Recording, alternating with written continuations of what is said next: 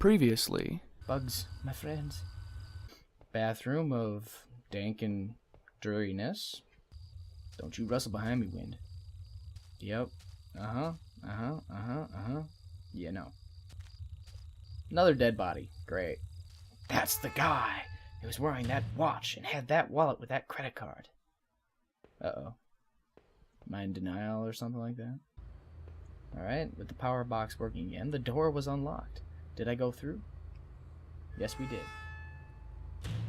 You want to wait a minute. What? The door's relocked itself. I couldn't get back through. Crap. Now it continues. Ah, there was a door I wanted to check. Oh well. A rack of flashlights hung on the wall. One of them was missing. Well, that explained the flashlight I'm using. So let's progress through this. My foot hit the wet ground as I exited the factory and almost slipped in the muck. It sent a jolt up my leg and the pain made my eyes water. In the dim light, I could see a darkened path before me. I didn't recognize it, but I hope it led somewhere closer to town. I wanted to get away from that dead guard. Maybe whoever killed him was still around. Just imagining that made my back tingle like someone was standing right behind me. Who had gone through those lockers? What was anybody at all doing in this old plant? Maybe I thought Norman would have an idea. His store wasn't far down the main road. I had traveled long enough by myself. It was time I find some help. Yeah, let's find some help. In a mental institution.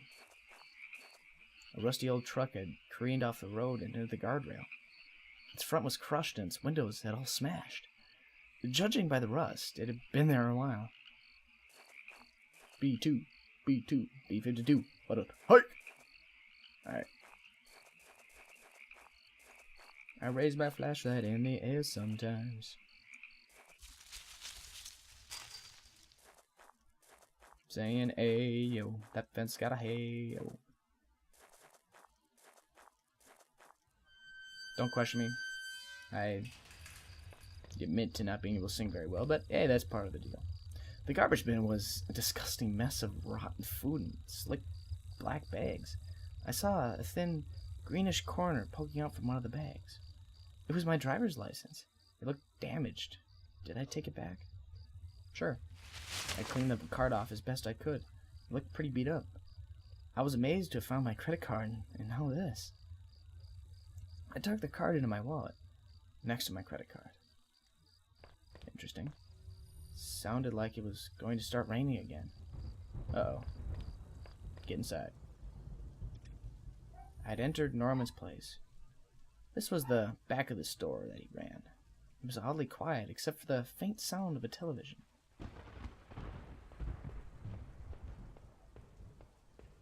The entrance to the front of the store was locked. From the inside, it looked like I couldn't just pop it open. It needed a key. There was a bit of blood on the keyhole. That's not good. Norman, you're screwed. Or you're kind of already screwed, and blood.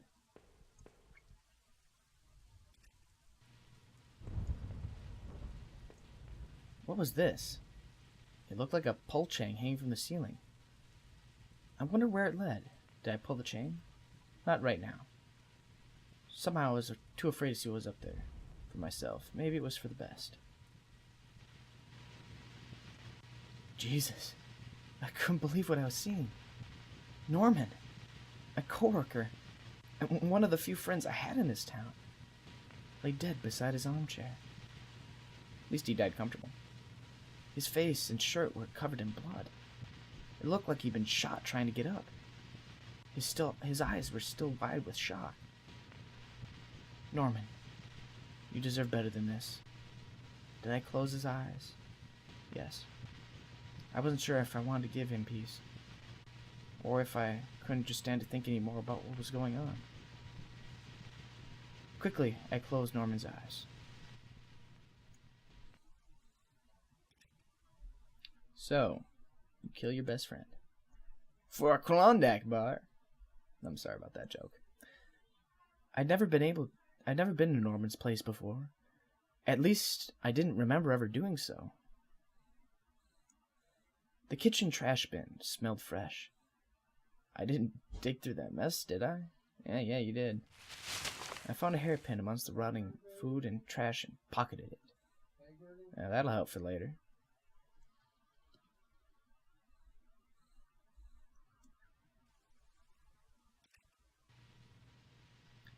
Sorry, Norman. Too bad I can't debag you right now. Oh, okay. I could step on you a little harder. The TV still flickered some indecipherable channel. Alright, can't unplug it or turn it off or anything. Alright. Yeah, it's a pull chain. Pull it. Yes. I gave the chain a single tug and a simple folding ladder to the attic popped down. Alright, let's take a look in the attic. More chains hanging from the ceiling there. Yeah, A weathered sleeping bag and a small camping stove. The bag smelled musty. I wasn't sure if it was because of being in the attic or if it had been used recently. There was a large cardboard box that hadn't been sealed. Did I open it? Why not? Inside the old cardboard box was a pile of clothes, photos, and even shoes. As I looked closer, I realized they were Rachel's. What were you doing here, Rachel? Were you responsible for this poor Norman downstairs? Yeah, blame it on your missing wife. Just 'cause you can't remember. I still say he killed her. He did it. He had to have. Oh, Norman's my fault, technically, I guess. I wasn't entirely surprised to find this there. It was one of Rochelle's old fall coats. I always wondered what happened to it. How long had it been there? So what, she cheating on you with Norman and killed him? Inside the cabinet was a small but impressive collection of hunting rifles, shotguns, and even a few items I didn't even think were legal here. One of the slots on the rack was empty. The gun I had found seemed to match the others there. If the handgun was Norman's, what the hell was he doing with it? The gun would fit there. Did I place it back in the cabinet? I'm gonna be yes man. Just no. Okay. And I felt the great burden lifted. Alright. I still got that knife. I should be fine. Norman, what were you doing with all these? Alright. I got rid of the gun. Because I feel like I'm the killer, so maybe I want to try to get rid of all the stuff I can. I didn't find a key, so... Oh, I used the hairpin to pick the lock. The hairpin snapped in half, so I threw it away. The general store was small, but it was clean. It had the usual things: postcards, snacks, magazines, and canned goods. I never went there much. Rochelle usually stopped by after work if we needed anything. The register was mostly empty, and a fat stack of travel magazines sat beside it. Okay, thank you. The icebox seemed to be unplugged. It must have been off for a while. Most of its contents were half melted. Ah, poor ice cream. We all screamed for ice cream. Yay! There were various postcards from the area, especially from the tourist traps. Of one of the postcards showed an old black and white photo of the water tower. It looked to be in much better shape then. Yeah, along with pretty much everything here. It'd been weeks since I'd last seen Norman, and finding him that way still left me cold. Thinking of him slumped against that chair only cemented my reassurance in getting rid of that gun. It looked like someone had taken that piece from his store. But why was it in those tunnels? As I stepped outside, I recalled that dusty old box of clothes in Norman's attic. It felt like I only had discovered more questions and no answers, but I was close to home. It was time to find out the truth. Damn straight. Door number 1, door number 2, or door number 3, or perhaps even door number 5 now. Lots of doors. Let's go through this. I had the wrong gate. This one was locked. Okay, it's not that one. Try this one. Hey, opened up. Let's take a look. Hey, look, a TV. Another door. The neighborhood's local post box. A letter was sticking out as if someone hadn't pushed it all the way in. I knew it wasn't right, but did I look at the letter? Yeah. The envelope was addressed to Norman. There was no return address, but the handwriting looked familiar. I took a deep breath and tore open the package. The letter read, Norman, I'm sending this to you in a letter because I'm afraid to tell you this in person. What we did, well, it was wrong.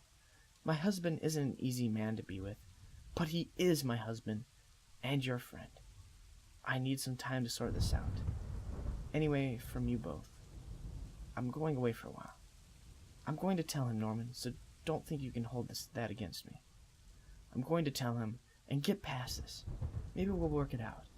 I'm not sure I even want to, but he deserves at least that much. Goodbye. That bitch. She was sleeping with him. I knew it all along. But that kind of explains why my character probably killed her. Oh, blood. Alright, there's blood. Let's go through this door then. I had entered our... Oh! Okay, that was quick. I'd entered our backyard. The rain gave me a terrible sense of foreboding, and it chilled me through my clothes. I was expectant, but also afraid. Damn it. I never did fix this gate. It was stuck. I needed to press on. There was no turning back at this point. So I guess I'm not going to be able to explore there. That kind of sucks. Hey, look, more blood. I held my breath as I approached our back door. I was terrified to step inside. Yeah, the blood wouldn't chill you to the bone.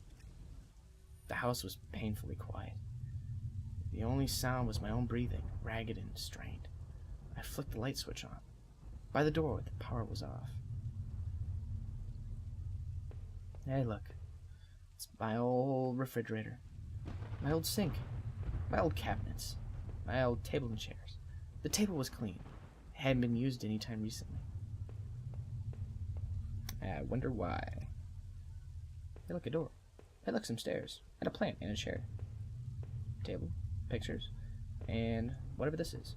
There was a small pile of mail on the floor in front of the mail slot. How long had I been away? Why hasn't Rachel picked this up? Most of its contents were bills.